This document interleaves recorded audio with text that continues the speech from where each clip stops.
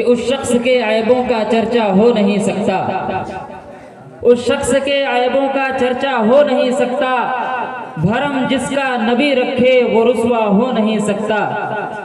حسین و مہجبی و نازنین یوں تو بہت سے ہیں، حسین و مہجبی و نازنین یوں تو بہت سے ہیں، مگر کوئی میرے سرکار جیسا ہو نہیں سکتا۔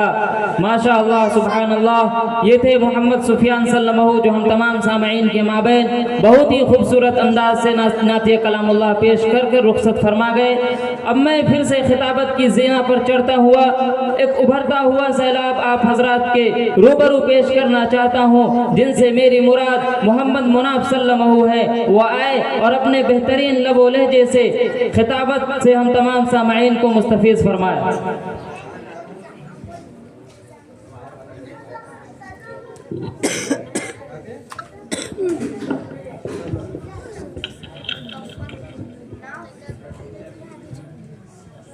نحمده ونصلي على رسوله الكريم،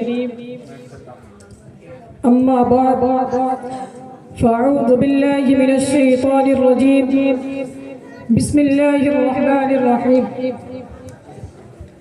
كنتم خير أمة أخرجت للناس تأمرون بالمعروف وتنهون عن المنكر وتؤمنون بالله۔ وقال تعالى في موضع آخر: وما خلقت الجن والإنس إلا ليعبدون۔ صدق اللہ العلی العظیم۔ میرے محترم بھائیوں، دوستوں، دور دراز سے آئے ہوئے مہمانان اعزام اور اساتذہ کرام، السلام علیکم ورحمۃ اللہ وبرکاتہ۔ وعلیکم السلام ورحمۃ اللہ وبرکاتہ۔ اللہ تعالیٰ کا بے انتہا فضل و کرم ہے کہ اللہ تعالیٰ نے مجھے آپ لوگوں کے سامنے حاضر کیا اور کچھ بولنے کی توفیق دی۔ دعا کیجئے کہ اللہ تعالیٰ ہم سب کو کہنے سننے سے زیادہ عمل کرنے کی توفیق عطا فرمائے۔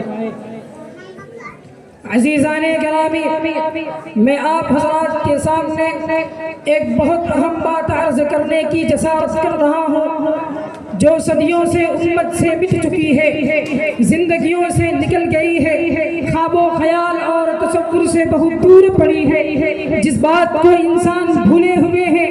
1 سال 2 سال نہیں بلکہ عمر عزیز کے 40-50 سال گزر گئے، پھر بھی اس بات کو بھولے ہوئے ہیں۔ غیر تو غیر مسلمان بھی بھول چکا ہے کہ وہ اس دنیا میں کیوں آیا تھا، اس کا مقصد زندگی کیا ہے، اللہ تعالیٰ کی چاہت اس کو پیدا کرنے سے کیا ہے، اور اس بات کو ایسے بھولے ہوئے ہیں کہ ہم کچھ بھولے ہوئے بھی ہیں۔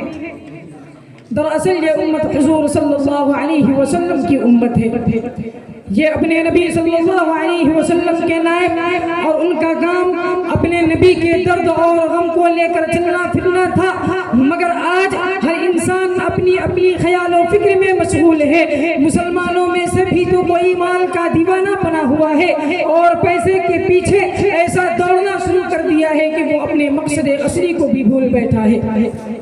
حالانکہ حضور صلی اللہ علیہ وسلم یہ غم لے کر آئے تھے کہ میرا کوئی بھی امتی جہنم میں نہ جائے، کوئی انسان دوزخ کی آگ میں نہ جلے، اور آپ صلی اللہ علیہ وسلم اپنی زندگی کی آخری لمحے میں بھی یہی غم اپنے امت کے لیے چھوڑ کر گئے تھے۔ مگر آج ہر ایک کا غم الگ الگ ہے۔ ماؤں کو غم ہے کہ میرا بیٹا مال کمانے والا بنے، باپ کو غم ہے کہ میرا بیٹا بڑا افسر بنے، میری تجارت چمکے۔ اس لیے اگر میں یوں کہوں کہ وہ صرف اور صرف زندہ ناشی ہے جو بازاروں میں چل رہے ہیں، گھروں میں پھر رہے ہیں، تو میرا یہ کہنا بے جا نہیں ہوگا۔ دوستوں، جب ایمانی زندگی مٹ گئی تو ایک ٹھنڈی آگ ہے جو ہر گھر میں سلگ رہی ہے۔ ہر انسان اپنے چہرے کو مختلف رنگوں سے سجا کر اپنے اندر کی گندگیوں کو چھپائے ہوئے ہیں، دلوں میں سوراخ ہے، اس لیے کہ اللہ اور اس کے رسول صلی اللہ علیہ وسلم والا غم دل کے اندر سے نکل گیا ہے۔ آج فرعون والا غم بنا کر حکومتیں ہو رہی ہیں، شداد والی فکریں لے کر عہدے ہو رہی ہیں، قارون والا دماغ بنا کر پیسہ اور مال لوٹا جا رہا ہے۔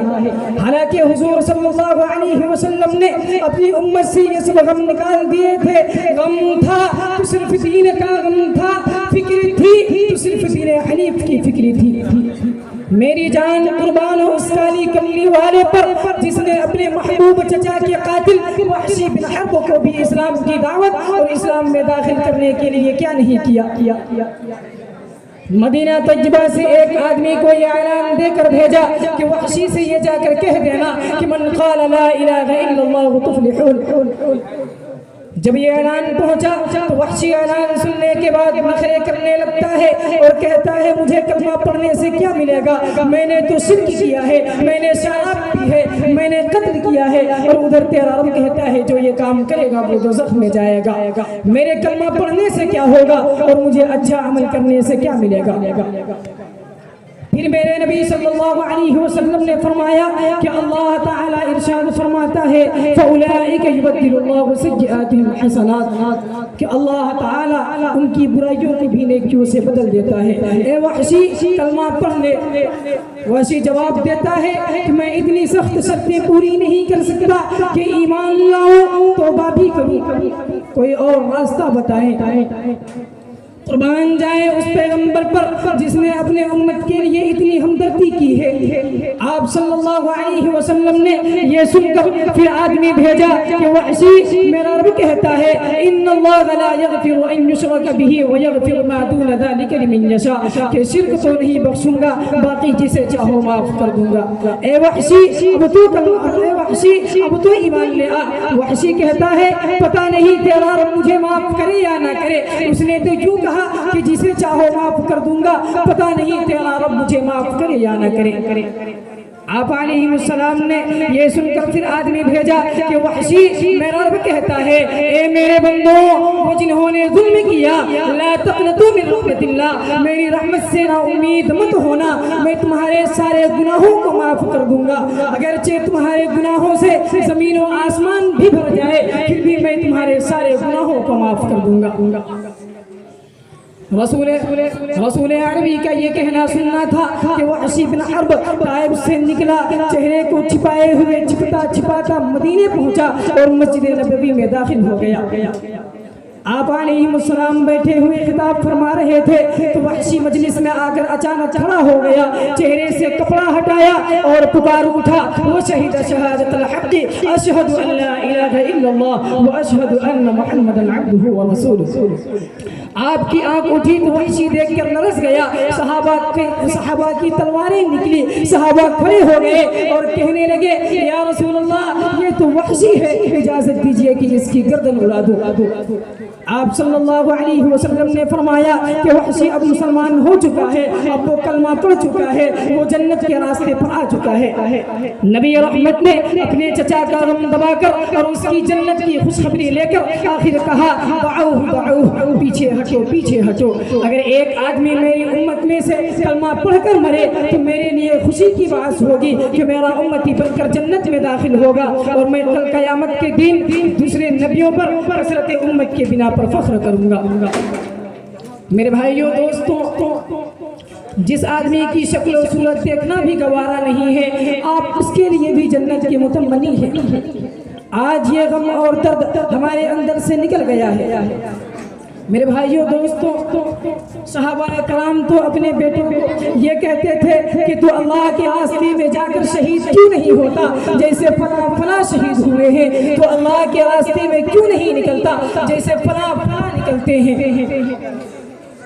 اگر اس زمانے کی عورتیں اپنی سینے پر پتھر نہ رکھتی تو خدا کی قسم دنیا میں کہیں کلمہ کا آواز بلند نہ ہوتی۔ اگر اس زمانے کی بیوی آج کی بیویوں کی طرح ہوتی اور اس زمانے کی مائیں آج کی ماؤں کی طرح ہوتی تو خدا کی قسم دنیا میں کہیں کلمہ کی آواز بلند نہ ہوتی۔ میرے بھائیوں دوستوں، ان کے بھی احساسات و جذبات ہوتے تھے کہ ہمارے گھر والے بھی ہمارے سامنے رہے، لیکن انہوں نے اپنے سینے پر پتھر رکھ کر کے کہا کہ جاؤ بیٹے ہم تم پر صبر کریں گے۔ چنانچہ ام فضل رضی اللہ تعالی عنہ کے 10 بیٹے تھے لیکن ایک بھی ماں کی آنکھوں کے سامنے نہیں مرا۔ کوئی شام میں شہید ہوا تو کوئی طائف میں، کوئی یمن میں شہید ہوا تو کوئی افریقہ میں، کوئی سمرقند میں شہید ہوا تو کوئی دمشق میں، کوئی بدر میں شہید ہوا تو کوئی خندق میں۔ اسی طرح سارے بیٹوں کی قبریں مختلف جگہوں پر بنی کیونکہ ان کے اندر نبی کا غم اور درد تھا، ان کے اندر اللہ کے دین کو دنیا میں پھیلانے کا جذبہ تھا، لیکن آج یہ غم اور درد ہمارے اندر سے نکلا ہوا ہے۔ میرے بھائیوں دوستوں، حضرات صحابہ نے تو دین اسلام کی خاطر بچوں کو بھی یتیم کر دیا، بیویوں کو بھی بیوہ کر دیا، گھر کو بھی ترک کر دیا، لیکن کبھی بھی ایمان کا سودا نہیں کیا۔ اور جب ہم صحابہ کرام کے بعد اس زمانے کو دیکھتے ہیں تو یہ بات بیاں ہو جاتی ہے کہ ہمارے اس زمانے میں دین کی اشاعت میں سستی برتی جا رہی ہے۔ میرے بھائیوں دوستوں، آپ صحابہ کرام کی زندگی کو اپنے لیے کسوٹی بنائیں اور ان کی انداز تبلیغ کو اپنائیں۔ ایک شاعر نے آج کل کی مسلمانوں کے حالات کو ذکر کرتے ہوئے کہا ہے کہ کیا بتاؤں اے مسلمانوں جسے نادانی تیری، کیا بتاؤں اے مسلمانوں تجھے نادانی تیری، نام کو بس رہ گئی ہے اب مسلمانی تیری۔ کیا بتاؤں اے مسلمانوں تجھے نادانی تیری، نام کو بس رہ گئی ہے اب مسلمانی تیری۔ تھا کبھی حیران زمانہ تیری شوکت دیکھ کر، تھا کبھی حیران زمانہ تیری شوکت دیکھ کر، اب ہو گئی ہے ضرب المثال عالم میں حیرانی تیری، اب ہو گئی ہے ضرب المثال عالم میں حیرانی تیری۔ وآخر دعوانا ان الحمد للہ رب العالمین۔